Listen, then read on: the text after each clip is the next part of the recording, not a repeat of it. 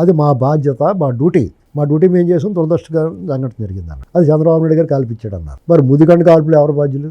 సోంపేట కాల్పులకు ఎవరు బాధ్యులు? గంగవరం పోర్టు అప్పుడు తరిమి కొట్టి కాల్చి పాడేసిన దానికి ఎవరు బాధ్యులు? నల్లమల కొండ మీద విషం పెట్టి సామూహిక హత్యాకాండ చేసింది ఎవరు బాధ్యులు?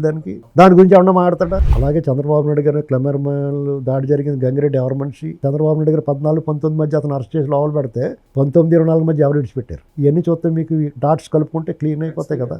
వాళ్ళకి నచ్చని వ్యక్తుల్ని, వాళ్ళకి అడ్డొస్తారు అనుకున్న వాళ్ళని, రాజకీయ నాయకుల్ని కూడా వాళ్ళు మర్డర్ చేయించారు.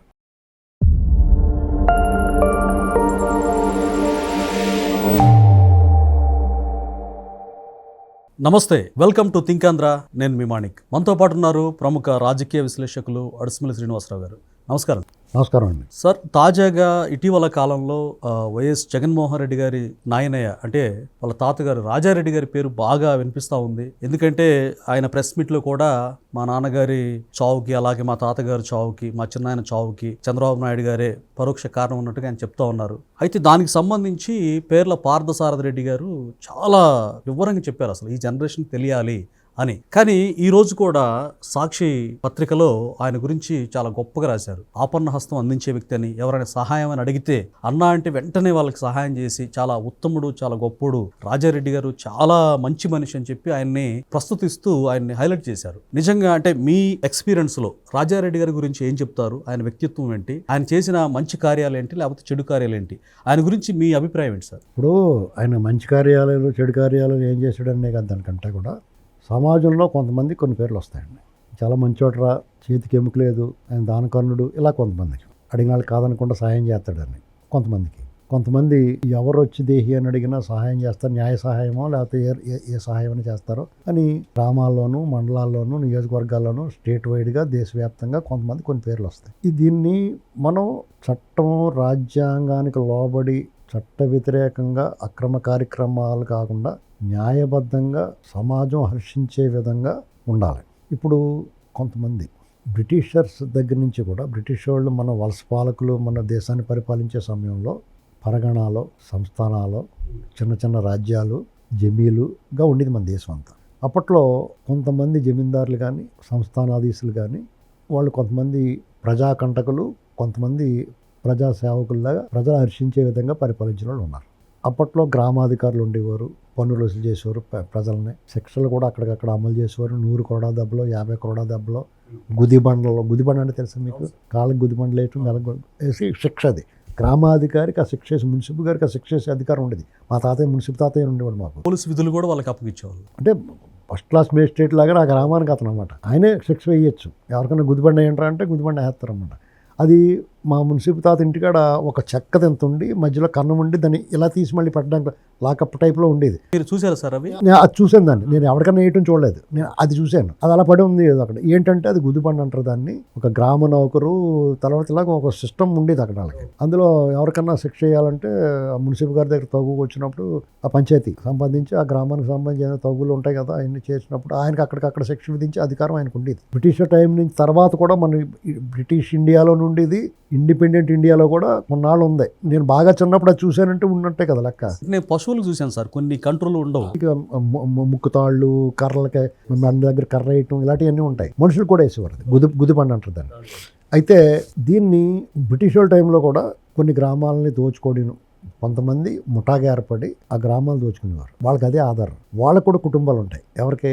ఈ దోచుకునే ముఠాలకు కూడా కుటుంబాలు ఉంటాయి. ప్రొఫెషన్ లాగా వృత్తి, అదో ప్రొఫెషన్ వృత్తి. అప్పుడు బ్రిటిష్ వాళ్ళు ఏం చేశారంటే వీళ్ళందరినీ కలిపి ఒక సెటిల్మెంట్ లాగా ఒక ఏరియా చేసి, మీరు బతకడానికి ఏదో భూములు ఇచ్చి ఏదో పడండ్రా బాబు, ఈ దారి దోపిడీలు అయ్యి వాళ్ళు ఎక్కువ బాధితులు. వాళ్ళు ఏదైనా ట్రాన్స్పోర్ట్లు లేకపోతే అడి దోచుకుపోతూ ఉండేవారు. గ్రామాల మీద పడి వాళ్ళకి పన్నులు కట్టకుండా వీళ్ళు వెళ్ళి వాళ్ళ మీద దాడి చేసేవారు. కాబట్టి ఇలా దోపిడీ చేస్తే వాళ్ళు పన్నులు కట్టరు కదా ప్రజలు. కాబట్టి వాళ్ళ ఆదాయం కోసం వాళ్ళని కాపాడేవారు వాళ్ళు. ఇలాంటి ముఠాలో ఉన్న వాళ్ళు కూడా వాళ్ళ అనుచరులకి బాగా చూసుకుంటారు ముఠా నాయకుడు. అర్థమైంది మీకు? ఇప్పుడు దోచుకొచ్చిన సొమ్ము సంపదలో 3 అంతులు తన దగ్గర పెట్టుకుని 1 అంతు వాళ్ళందరికీ పంచి పెడతాడు. దాన్ని ఆపన్న హస్తం, చాలా దయాద్ర హృదయం అని అనకూడదు. నువ్వు అది దోచుకొచ్చిన సొమ్ము అవతల బుర్రల పగలకు బట్టి తాళ్లు తెంపి నిర్దాక్షిణ్యంగా కర్కశంగా వ్యవహరించి తెచ్చిన సొమ్ము అది. చిల్లర కొంత వేసి ఏదో దానకరణలాగా ఫీల్ అవ్వకూడదు. విధ్వంసకారి వీరప్పని కూడా అభిమానులు ఉంటారు. వీరప్పని కూడా కొన్ని గూడాలను కాసుకునేవాడు. కానీ ఎన్ని వేల ఏనుగులను చంపేశాడు, ఏనుగు దంతాలని స్మగ్లింగ్ చేశాడు, ఎర్రచంద్రాన్ని మన దేశ సంపదని ఎంత కొలగొట్టేశాడు. అతను ఉపేక్షించారు, అతను కాల్చి పడేశారు. ఏమండి, అంతే కదా. కాబట్టి వీళ్ళు కూడా అలాంటి వాళ్ళే. ఏమనమలేదు, నేను మీరు వివరాలు లోపలికి వెళ్ళకండి, నేను చెప్పాను కదా. కాబట్టి నువ్వు పచ్చినెత్తురు తాగి ఫ్యాక్షన్ చేసి నీ మాట వినడం వాళ్ళు అణిచేసి నిర్దాక్షిణ్యంగా ఈ ప్రజాస్వామ్య దేశంలో చెప్తున్నాను నేను. అదే బ్రిటిష్ ఇండియాలో చేసేవంటే ఏమరా బాబు అనుకోవచ్చు. ప్రజాస్వామ్య దేశంలో అరాచక పర్వాన్ని నడిపి, భారతంలో విరాట పర్వము ఇలాంటివన్నీ ఉంటాయి, రాయబారం ఇలాంటి అనేక పర్వాలు ఉంటాయి. అలాగే నువ్వు అరాచక పర్వం చేసి నేను స్వయంగా చూశానండి. 1996 జనవరిలో ఎన్టీ రామారావు గారు చనిపోయినప్పుడు, జనవరి 18 కదా పోయాడు ఆయన, ఎన్టీ రామారావు గారు పోయినప్పుడు 19 కానీ 20 కానీ ఆంధ్రజ్యోతిలో ఫుల్ పేజీ యాడ్ వచ్చింది బ్యాక్ సైడ్. అందులో ఒక వ్యక్తి రాజారెడ్డి గారికి క్షమాపణలు చెప్తా, నన్ను క్షమించండి, నేను ఎప్పుడు కూడా మీరు చెప్పినట్టే వింటాను, ఇది ఎట్రా బాబు, ఎక్కడెక్కడప్ప ఎక్కడ తిరుపతి.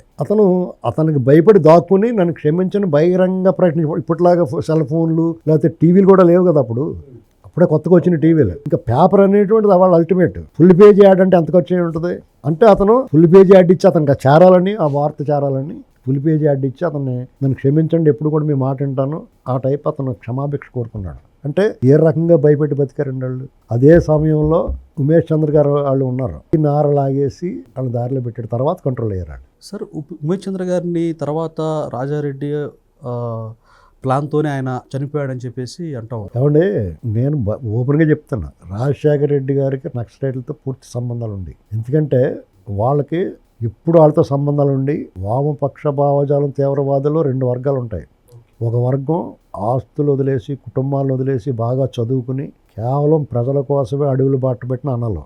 ఇంకొక వర్గం నకిలీ అన్నలు. వాళ్ళకి వ్యక్తిగతంగా సమస్య వచ్చి వ్యక్తిగత వైరాలతోటి దాడులు చేసి పోలీస్ కేసుని తప్పించుకోవడానికి ఈ అన్నలతో కలిసి ఈ ముసుగులో భయపెట్టడానికి దీన్ని ముసుగుగా వాడుకున్న వాళ్ళు కొంతమంది, వాళ్ళ స్వార్థం కోసం. దాన్ని ఈ రాజకీయ నాయకులు వాడుకుంటారు. వాళ్ళని అప్పుడప్పుడు రక్షించి, అలాగే చంద్రబాబు నాయుడు గారు క్లెమెర్మల్ దాడి జరిగింది, గంగిరెడ్డి ఎవరి మనిషి, ఎవరు అతను విడిచిపెట్టారు, ఎవరు అధికారంలోకి వచ్చిన తర్వాత అతను చంద్రబాబు నాయుడు గారు 14-19 మధ్య అతను అరెస్ట్ చేసి లోపల పెడితే 19-24 మధ్య ఎవరు విడిచిపెట్టారు. ఇవన్నీ చూస్తే మీకు డాట్స్ కలుపుకుంటే క్లీన్ అయిపోతాయి కదా. అనుమానాలు బలంగా వాళ్ళకి నచ్చని వ్యక్తుల్ని, వాళ్ళకి అడ్డొస్తారు అనుకున్న వాళ్ళని, రాజకీయ నాయకుల్ని కూడా వాళ్ళు మర్డర్ చేయించారు. శ్రీపాదరావు గారు నక్సలైట్లు, రెడ్జా నాయక్ గారు, ఇలాంటి వాళ్ళందరూ నక్సలైట్ల చేతిలో చనిపోయారు.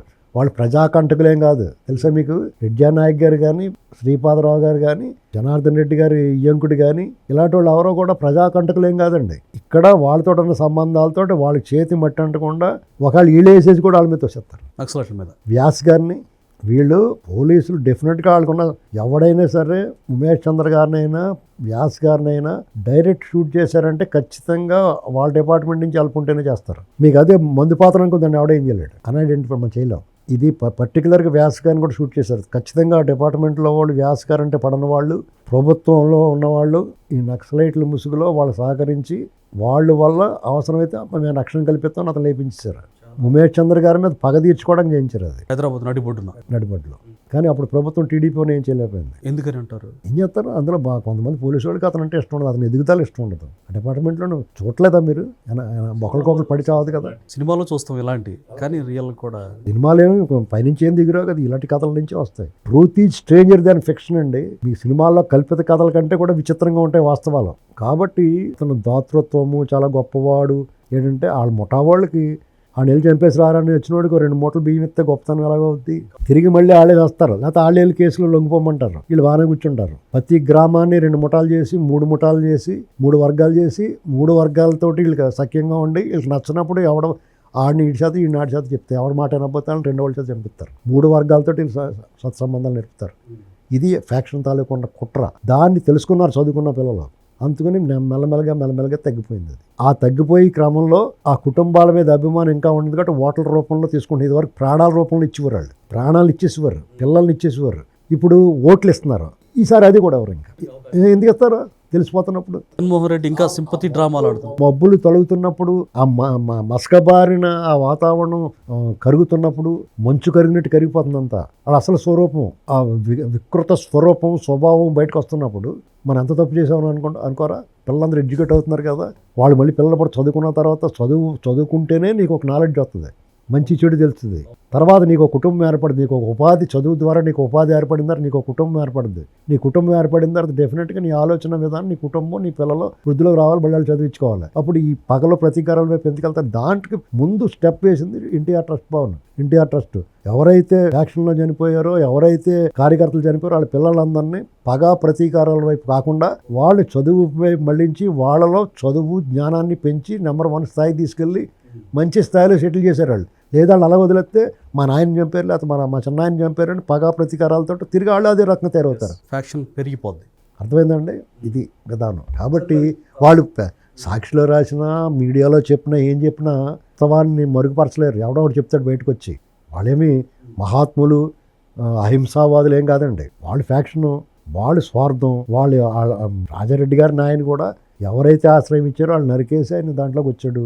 రాజారెడ్డి గారు వీళ్ళంతా మెల్లగా వాళ్ళు కూర్చున్న కొమ్మలు నరుక్కుని ఇంకో కొమ్మ మీద మారిపోయి కూర్చున్న కొమ్మలు చెట్లు తవ్వేసుకుని వచ్చారు. వాళ్ళకంటూ ఒక స్థానం ఏర్పరచుకున్నారు, వాళ్ళకంటూ ఒక సామ్రాజ్యం ఏర్పరచుకున్నారు. అది కూడా ప్రతిభే. అదైతే జనాల్ని భయపెట్టి, జనామోదంతో పెద్దవాళ్ళకి ఎదిగిన వాళ్ళు ఉంటారు, జనాల్ని భయపెట్టి సహజంగానే ఉన్నత స్థాయికి వెళ్తారు. రాజశేఖర రెడ్డి గారి గురించి ఇలాంటివి ఏం మాట్లాడేవడున్నాయి. ఎందుకంటే వాళ్ళకి ఎందుకో అభిమానం, ఇంకొకళ్ళ మీద ద్వేషం ఇంకొకళ్ళ మీద అభిమానంగా మారుద్ది. ఈ చంద్రబాబు గారు లేకపోతే తెలుగుదేశం పార్టీ పడని వాళ్ళు ఉన్నారు లక్కీగా కొంతమంది, వాళ్ళకి అదృష్టం, ఇన్ఫ్లుయెన్సర్స్ ఆనాడికి ఈనాడు వరకు వాళ్ళందరూ కూడా రాజశేఖర రెడ్డి గారిని తమలబాగుతో అంటే చంద్రబాబు నాయుడు గారిని తలుపు చెక్కతో అంటారు. మీ బెస్ట్ ఎగ్జాంపుల్ ఏంటి చెప్పిన, బషీర్బాగ్ కాల్పు గురించి మాట్లాడతారు. ఖచ్చితంగా తప్పే, అది అన్యాయం.